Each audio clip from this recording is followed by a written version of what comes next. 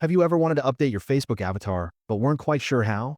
Well, in this quick tutorial, I'll guide you through the simple steps to edit your avatar in a Facebook app. Let's get started. First, open the Facebook app on your phone. In the bottom right corner, tap on the three horizontal lines or the menu option, depending on your device.